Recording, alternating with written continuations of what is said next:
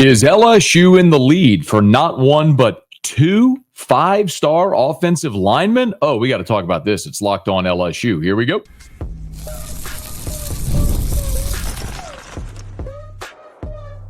You are Locked On LSU, your daily podcast on the LSU Tigers. Part of the Locked On Podcast Network, your team every day.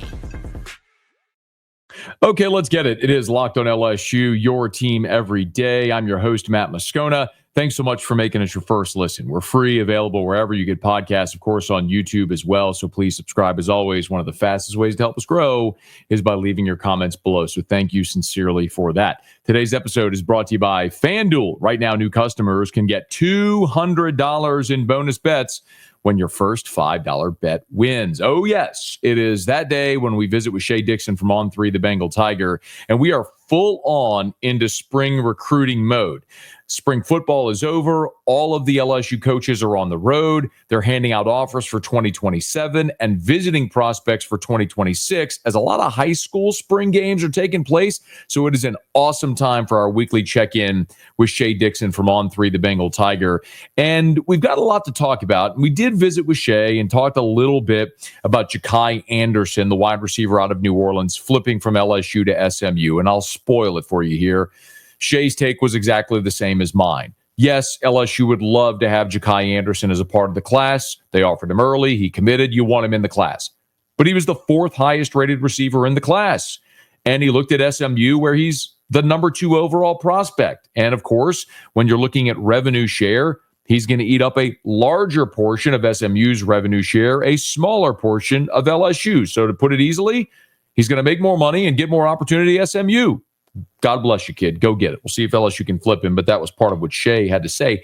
But of greater importance, I think, in our conversation with Shea was a discussion about not one but two offensive linemen for the class of 2026. Now, on Tuesday, the number one player in the country, not the number one lineman, the number one player in the country, Jackson Cantwell, 5-star offensive lineman out of Missouri. He picked Miami over Georgia. So I started there by asking Shea for his reaction to Cantwell picking Miami. And where this road led was actually to a domino effect of another prospect that LSU is very much in the mix for. I think for LSU fans, and the perspective here is what is the domino effect? Because the top 2 players in America are both offensive tackles. I went and saw them both in person at a Super Bowl event over in New Orleans, and they repped back-to-back, and Jackson Cantwell being the number 1, who's now committed to Miami, and then Emmanuel Iheanacho on the East Coast. He's a guy who is ranked as the number 2 OT, but he's also the number 2 player in the country, and these guys are viewed in Will Campbell regard, right? Like very, very highly thought of, going to come in, give you multiple years of starting. Everyone kind of thought before the buzz came out, hey, look, he's settling into a decision, and it's Miami, that it was Georgia. And if it wasn't Georgia, Dan Lanning and Oregon were making this big push. Well, now that he goes to Miami, what does it mean for Iheanacho, who's being recruited by really the same schools, except LSU's the one who Steve Wiltfong reported earlier this week. He's hearing buzz that LSU's moved all the way up to maybe number 2 behind Oregon. So I think a lot of LSU fans were kind of hoping Oregon pulled Jackson Cantwell today, because then maybe that would mean that it opens the door a little more for Iheanacho, but look, they're not connected in any way. So we've seen LSU start 2 guys as true freshmen at right tackle and left tackle, so you can make that pitch if you're any of these schools. But I do think they would have hoped it was Oregon, but hey, it's not Georgia, which is the team that's in the SEC, obviously. Sure. So understand Shea's point there. If Oregon had landed Cantwell, that means it would be unlikely that Iheanacho would go to Oregon, because Cantwell now is going to Miami. Iheanacho to Oregon, the door is still seemingly open there. Go back and look at our conversation about AJ Haulcy, who, by the way, I had a chance to visit with AJ Haulcy on Tuesday. You're going to hear some very interesting things from him here in just a smidge. But if you're an everydayer, you'll remember this. When we talked about Haulcy, remember, Haulcy visited Miami. Well, he left Miami without committing. A day later, Miami took a commitment from a safety from Tennessee. Well, Miami taking a commitment from the safety from Tennessee told you pretty clearly they weren't getting Haulcy, which meant he was coming to LSU. So that's what Shea's alluding to there. Had Cantwell picked Oregon, that pretty much meant Iheanacho wasn't going to Oregon. So LSU, Oregon potentially for Iheanacho at this point. If you're wondering again, Cantwell, the number 1 overall player in the country, Iheanacho, the number 2, not the number 2 offensive lineman, the number 2 overall player in the country. He is in the on-3 ranking a 72% lean to Oregon, but LSU's come a long way. And as you heard Shea mention there as well, it's worth noting, LSU's got a lot to sell. Number 1, of course, NIL revenue share. The Tigers are going to be competitive as we've seen. But number 2, remember where you are also right now. Will Campbell and Emory Jones both played and started as true freshmen at LSU. In 2025, you're replacing 4 starters on the offensive line, but you brought in 2 transfers in Braylon Moore and Josh Thompson. Both of them are done after this year. Now, the 2 likely starting tackles for LSU in 2025 are Tyree Adams and Weston Davis.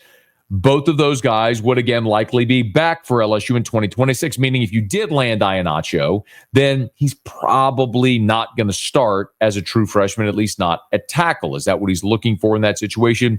Don't know. Tough to tell. But remember, you had a 5-star in Lance Hurd who came in as a freshman, backing up Will Campbell, and then left after 1 year. You had a 5-star in Weston Davis who came, sat as a freshman, now is going to have a chance to start in his 2nd year. So it's a case-by-case basis, and we'll see how it plays out. But LSU very much in the mix for Iheanacho, and also another offensive lineman in Darius Gray, who's another 5-star, the number 1 interior offensive lineman in the country. And Shea gave us an update on Darius Gray. Yeah, he's a kid coming out of Virginia who is really, I mean, he blew up on the coming out of the East Coast probably about a year ago, started really stacking offers. And then after he finished his junior season, the rankings kind of fleshed out to a full, scope of here's the 300 best players, etc. He sat there as the number 1 interior offensive lineman for a while now. So he's a 5-star. And Steve Wilfong was the first to predict him to LSU. He had his pick on South Carolina, which they had a great season. They really tried to use that momentum to get in with a lot of their top guys for the next cycle. And it looked like it was an LSU, it is, I think, an LSU-South Carolina battle. But now Wilfong thinks he's leaning a little more towards LSU. And look, LSU right now is out on the road recruiting, Matt. And your OC, Joe Sloan, and some of the coaching staffs out on the East Coast, and they went and saw Gray and Iheanacho on the same day. So if there's one thing, they've done a lot of things well, but certainly one of the things they've done well in the Kelly era is, and Brad Davis, is recruit linemen. And look, we'll see how it fares, but you're going into this year, your 2 starting tackles are going to be guys you recruited. They're not transfers. I mean, Tyree Adams was a top 100 player out of New Orleans who waited his turn. And then Weston Davis is a 5-star out of Beaumont who was committed to A&M that you flipped at the end. And none of those guys hit the portal. And now that Jones and Campbell are in the NFL, you went to the portal, but not for tackles. So I think that you land a guy like Gray. It's just going to continue to build that depth of Cohen Eccles type players who will stick around, develop for a year or 2, and then you can plug them in. So it is pretty exciting to hear that. So you're having national analysts who are starting to project Gray to LSU.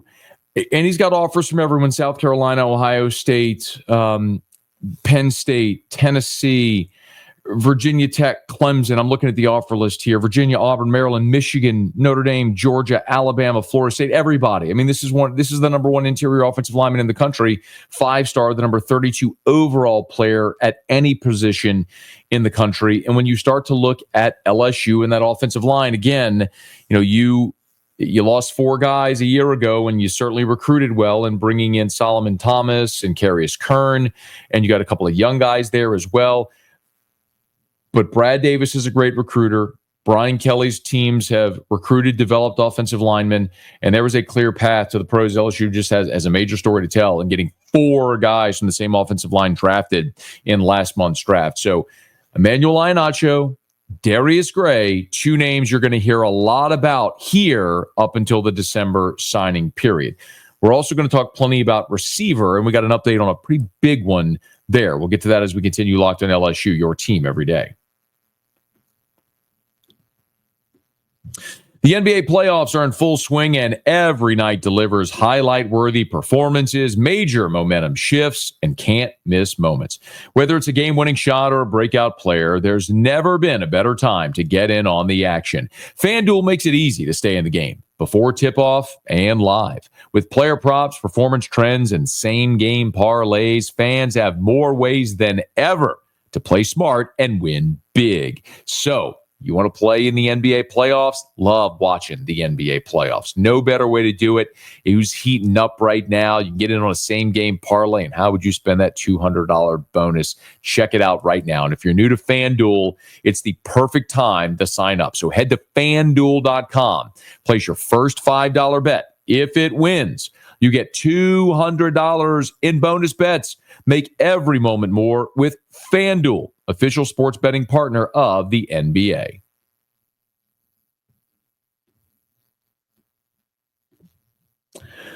Talked a lot about offensive line. It's worth mentioning receiver here as well. And listen, as we were talking about the 2026 signing class, Jackson Cantwell, the number 1 player in the country. Emmanuel Iheanacho, the number 2 player in the country.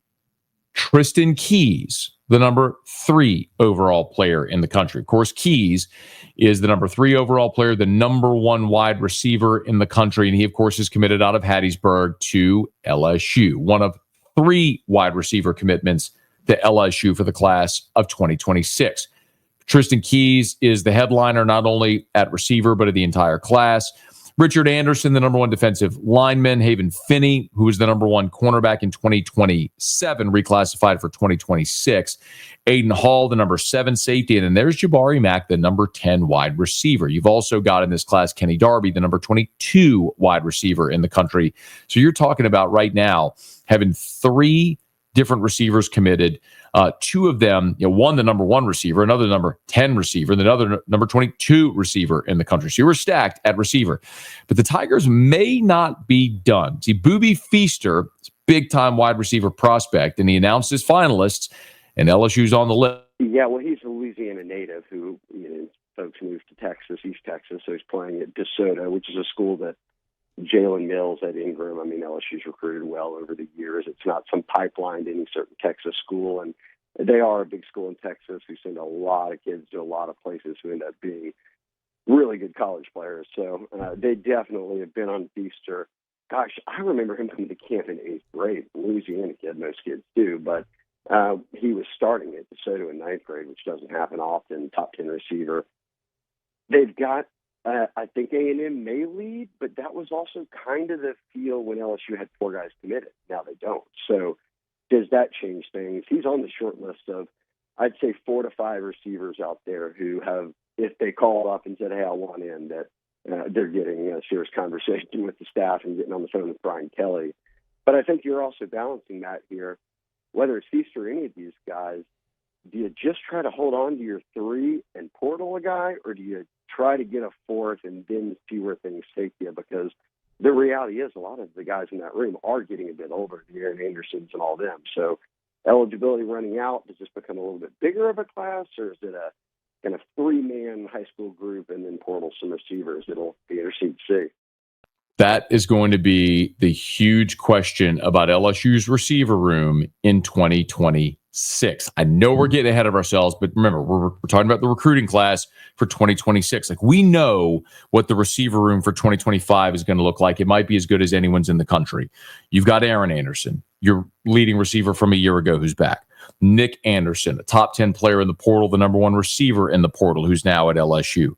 Berrien Brown coming in from Kentucky. Xavier Thomas is back as well. Chris Hilton is back. But all those guys I just mentioned, they're all done after 2025. So all of those guys are going to be gone. Now, you do have some numbers, and you want to be at 11 or 12 scholarship receivers. And all those guys I just mentioned, Aaron Anderson, Nick Anderson, Berrien Brown, Xavier Thomas, Chris Hilton, like all those guys are going to be gone. But while you've got good numbers coming back, Kyle Parker, Kylan Billiot, the 2 freshmen you had coming in this year, you've got some young talent at receiver, Jelani Watkins, the track star, but you don't have a lot of experience or skins on the wall. And it's going to be hard for those guys to break through in 2025 when you have that crop of guys I just mentioned, the veterans. So the real question is, will all those guys I just mentioned be patient, stay put, and come back in 2026? Or do you see some defections? And more likely than not, what you're going to see is some guys leave. It's just the nature of it. You know, we could talk about a guy like Jaylen Brown who left, Kai Preen, Shelton Sampson. I mean, you had recruited really talented guys, and unfortunately for LSU, it's the nature of it in this portal era. When guys aren't playing, they look for an opportunity to go elsewhere. So a lot of your quality depth has been thinned out, which means you have to go add experience. So LSU is going to, in 2026, add a receiver, multiple receivers in the portal. And the real question then is, how many more of those guys we just mentioned come back, of Kyle Parker and Kylan Billiot and Jelani Watkins? How many of those guys return in 2026 will sort of necessitate how aggressive you have to be in the portal. But all that to say, if it's portal, returning players, or incoming freshmen like Tristan Keys or a Booby Feaster, what you got to understand is none of those guys are going to have skins on the wall, unless if you go into the portal and add veteran receivers who have done a lot. But certainly none of them will have skins on the wall at LSU. So the thing that LSU's coaching staff can sell, of course, is you're going to have great NIL opportunity at LSU. We know that.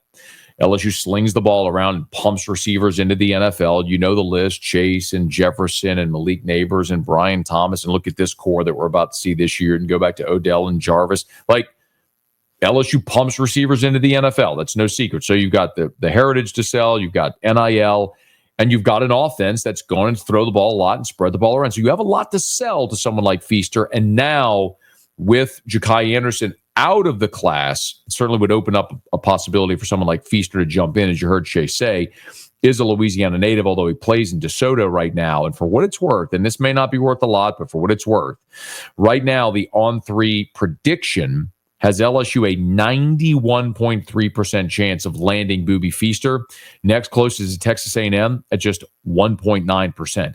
This is a 4-star, the number 44 overall prospect in the country, the 4th best receiver in the country, the number 6 player in Texas. He's just under 6'1", 175, and a guy that a lot of teams in America want. I tell you all the time, less concerned about the star rating, more concerned about who offered.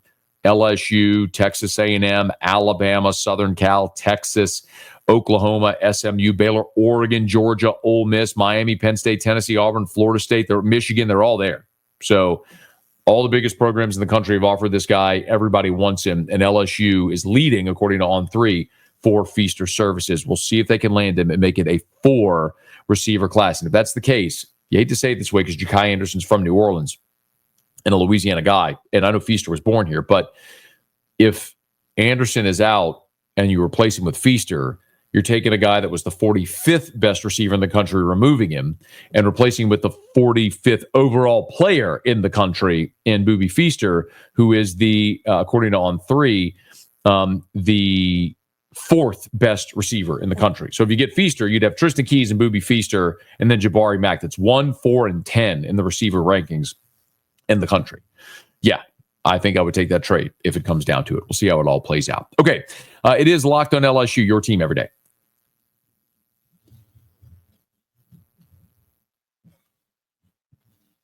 Talking so much today about the class of 2026.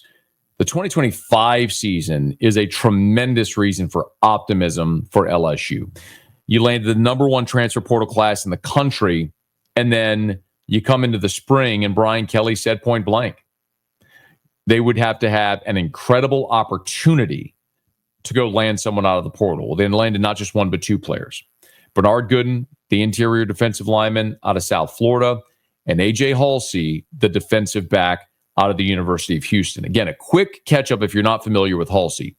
Haulcy's from Missouri City, Texas, which is just outside of Houston.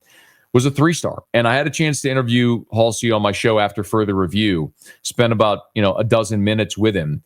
And he talked about being under-recruited. He'd go have a great game in high school, expect his phone to ring, and it just didn't. His recruitment never took off. New Mexico was the first team on him, so that's where he went. Started as a true freshman, had a 24-tackle game, became a freshman All-America, and after 1 year at New Mexico, he goes to his home city and goes to Houston, where he spent the last 2 years and ends up all Big 12. 3-year starter, more than 33 starts, more than 33 starts over his 3 years at the college level. And now he's getting the opportunity to play his final season at LSU. And I asked AJ Haulcy about LSU's recruitment, and he said this was always his top choice. LSU was one of the first school that my agency told me that hit them up. It was just like on a low-key level where like it wasn't really a lot of pressure behind them, but they was one of the first schools that hit up my agency about me. And then that's when I had another school. It was out of those two schools, so I was really thinking like LSU the whole way, for real. But, you know, it was some moves that had to be made, but I was really thinking LSU the whole way, so LSU really been there from the jump. He reiterated that several times throughout the interview. By the way, if you want to hear the entire interview with AJ Haulcy, you can search After Further Review on YouTube or podcast or AFR LSU, and you'll see that the full interview with AJ Haulcy. He was fantastic, by the way, but I believe him. A kid from Houston. He'd always looked at LSU, close, nearby his family, so they'd be able to see him and a chance to play major college football. But he said Ole Miss visited him in Houston. He did not go to Oxford. Ole Miss visited him in Houston. But then he made a trip to Miami. And his point to me was he had only ever planned on taking one visit, which is why Ole Miss visited him in Houston. The one visit was going to be LSU, but he took a trip to Miami because Coach Etheridge, who is his position coach at Houston, took a job on the Miami staff and lured him down to Miami for a visit. And he talked about that visit. Oh man, it was amazing. You know, Coach E, who is Coach Etheridge, you are correct. He did coach at Houston. He was trying to get me down there in Miami. You know, like I said, I was supposed to only go on one visit, but just the relationship me and him had, that made me take the second visit. So that's really why I went on two visits instead of one. Because of me and the relationship me and Coach E had. So your visit was going to be LSU, but then you took the Miami visit because of that relationship and then visited LSU. Do I have that right? Yes, sir. Cool. So then what was it when you ultimately did pick LSU? What was it about LSU that was the deciding factor for you? I mean, it's LSU, man. It's not going to get no better than this right here. If this what you want and this what you ready to sign and this what you ready to do, and if you love the game of football, you know it brings all that. You got the alumni, you got just the whole city of Baton Rouge just gonna be out there just rooting for you. You got how many the stadium hold 102 people. I'm just ready to show the world what I.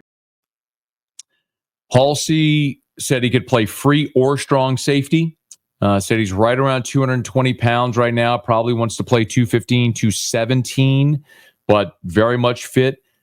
Led the nation in interceptions a year ago and has been a tackling machine in 3 years. He has nearly 250 tackles in 3 years of college football. Incredible at what he's been able to do, either in coverage or out in space or defending the run or rushing the passer, and all-around complete safety. They'll be able to use him however they want. And I also asked one more of AJ Haulcy's feeling on the LSU coaches. I talked about Jake Olson, and he actually mentioned multiple LSU coaches. I feel like it's Coach Olson, Coach Baker, and Coach Joseph really just being in my corner, you know, just guiding me through this process, you know, checking on me and my family each and every day. I feel like those are some great guys, some great mentors, some great coaches just to be around and learn the game and learn how to become a man, you know. So I feel like they'll be teaching me that already, and I haven't even got there. So I can only imagine when I get there how much more I'm going to be able to learn, and that's what I was looking for when I hopped in the portal. So I feel like that was a great group of guys. He mentioned Coach Olson, who's Jake Olson, the safeties coach. Coach Baker, we know, is Blake Baker. And then he mentioned Coach Joseph, who is Coach Noah Joseph, who is a defensive analyst. Remember, spent the last 2 seasons as the general manager of the Purdue program and was a defensive analyst at Missouri for 2 years before that, working with Blake Baker. And when he was at Mizzou, he served as the co-DC and safeties coach. I'm sorry, before Mizzou, forgive me.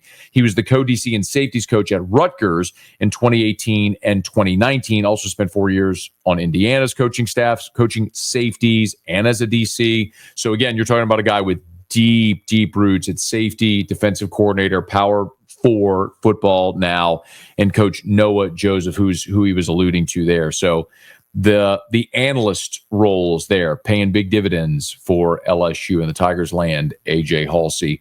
Part of an 18-member transfer class, the number 1 transfer portal class in the country, including the 2 best signees in this spring portal window, in Bernard Gooden and AJ Haulcy. Tigers have improved their team at every single level, offensively and defensively, through this transfer portal. Now all they got to do is go win come fall. AJ Haulcy will be a big part of that. Perhaps Emmanuel Iheanacho, Darius Gray, Booby Feaster will be parts of 2026 and beyond. You know where you'll hear about it all is right here on Locked On LSU. Hey, thanks so much for making us your first listen. Now for your second listen, go check out Locked On NFL Draft. As your favorite collegiate players get ready for the next level, you can get latest draft rankings, rumors, news every day. So find Locked On NFL Draft on YouTube or wherever you listen to podcasts. Speaking of podcasts, if you are on podcasts, please subscribe on your favorite podcast app. Rate us, leave a review. If you're on YouTube, smash that like button, subscribe to the channel, and hit the bell so you're notified whenever we post a new video. Let a friend know if they love the Tigers. We got you here every single day for Locked On LSU, your team every day.